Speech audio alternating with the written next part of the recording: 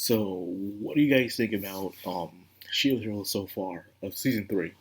You know we're only 2 episodes in. Do you think it's a step up? Because a lot of people bailed out from season two during the first episode because that damn tortoise. Is that I'm surprised after all these years people still are not used to CGI in anime. It's not going anywhere. It has chances to improve. Sometimes it does, sometimes it doesn't. But it's not going anywhere. I'm surprised after all these years CGI is inside of anime. People can't get over it. It's going to be there, but maybe it's just off-putting to them. But I guess if that's the case, because they must not really got a chance to go through Overlord or anything. But I digress. I myself are finding it a lot more interesting than season one. I mean season two already. I understand a lot of people believe that the real reason why Shield got popular is because of the controversy behind it, and also the mind being a good villain, a Saturday morning cartoon villain in a way, where she was constantly harassing the Shield Hero, making sure nothing can go his way, and they always had to fight back. The odds felt like everything was always stacked against them, no matter what they did. So, because that's the reason why a lot of people enjoyed season one, and season two just felt like they went a completely different world than their problems instead, and did feel rushed. And now we're on season three, and it feels like things are starting to, be set back in pace in a way, which is a lot more interesting in my opinion. So yeah, so far I'm enjoying season three more than season two. We're only 2 episodes in, but we'll have to wait and see. And it seems like they're doing this underground coliseum arc, in which they have to do correctly because Coliseum arcs are no different from tournament arcs. You gotta do them right. You can have them in there, but if it's just for show, no one's going to really care. They go by, pass by, and it moves on.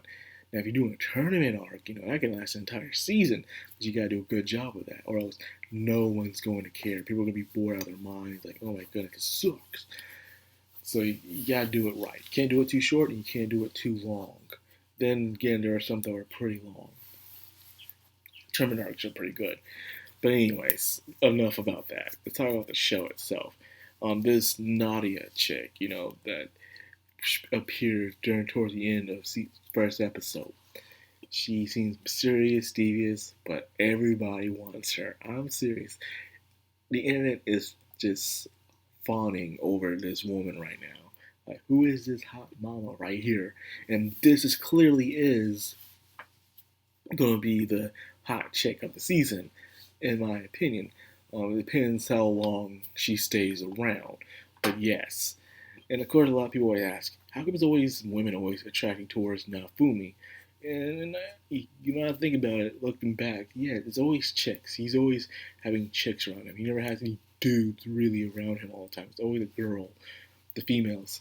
And my thing is, because it's Japan, or it's because Nafumi's distrust in women goes deep ever since being hit by mine. He probably didn't really hang around women that much in his original world. So because of that, he feels that he has to keep himself distance. As you can see, Nadia's been trying to flirt with him, get close to him, and he immediately says, yo man, back off. I don't like this. So I do like he keeps his boundaries. In most animes, when a chick does that, the main character gets a little embarrassed or shocked, but they never, have this self-defense around them like Nafumi does. So even though he got his justice, he had Artilia, Philo, Mine, and the other girls around him. Every now and then, he still keeps up his walls. It takes time for him to let people in. So I still enjoy that part about Nafumi. Despite everything, he still keeps the walls up because traumatic experiences are still traumatic experiences. They still affect you in very little ways from time to time. So, good job on that writing. Now, it seems like people are forfeiting so they can go in and attack them outside of the tournament so the other team can win. A lot of dirty, done deeds happen in these underground calls. So, there's no honor or hard work. It's undermining schemes 24/7. That is how underground coliseums work. And to be interesting, it felt it was too soon that they began to start fighting Nadia. The fight was good. It was good how they're doing it. Originally, the other fights were probably boring technically because they're using the illusion spells to make people think they're struggling on their matches, but instead, no, they're actually doing pretty good. Of course, he's a cardinal hero, so of course he'll be very all powerful. This chick right here, she's giving them a challenge, a good challenge. In fact, to the point where Naftalia, what's it Naftalia? See, I was trying to say Nadia, but Naftalia went towards it. Naftalia recognized her. And it's funny, it turns out she is a killer whale. She's a freaking killer whale. Like, well, okay, that's pretty interesting. And she has the harpoon as her weapon, so you could say she's the harpoon hero in a way.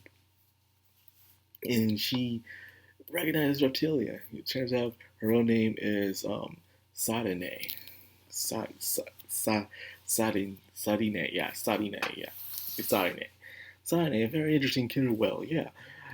And I like that concept of her. She's so powerful that she can transform to a human, and again, Philo can do that. But this only happens to very advanced, and I do mean advanced creatures in a way. But the thing about Reptilia is a demi-human because she has, the human body with the animal features.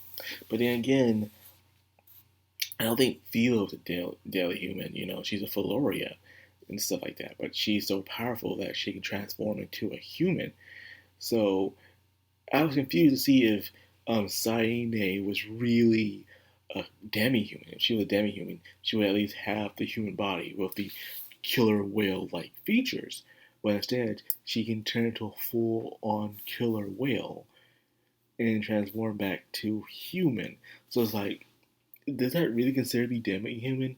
And if you do look at her hairstyle, her hair, it is shaped like a killer whale's tail. So I'm like, it was right there in front of us the entire time. I like that good character design.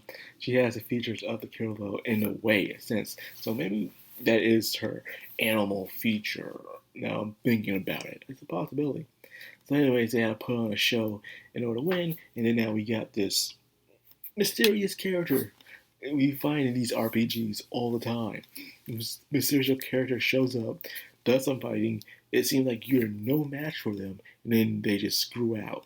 Like just completely yeet out of nowhere. Like, okay, you're not ready. Then they just disappear. Every time in these JRPGs, man, this murder clown chick just comes out of nowhere with her puppets. And even after giving Reptilia this big boost to take it down, it still wasn't enough.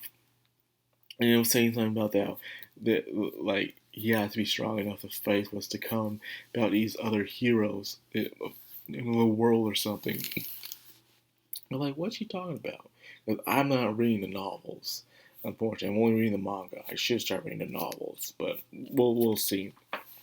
So that was strange. But they won again because that sponsor was just being a huge jerk for some reason. But this time, no, they win. They officially win. And now it's like Saline is going to be joining the heroes in a way. Because, she's been looking for Optilia and saving the other children for a long time. And it seems like she's getting her chance thanks to Nafumi. On the other hand, we have this side story that's been building up a little on the side, of course. Or something to do with a kid who shows up. And he's, from the last episode, he's been playing the matches in a way. And now he's been using it by medicine for his sister, who seems to be completely banged up and stuff. So this ought to be pretty interesting. So we're having a little twin saga next. I'm looking forward to that. Or maybe this still has a connection with the slave children. We'll see. Well, anyways, that's all I got for this video. I hope you guys enjoy it. Like, comment, subscribe, and of course, hit that bell icon. It sounds the background on Madcrownxox. Signing out.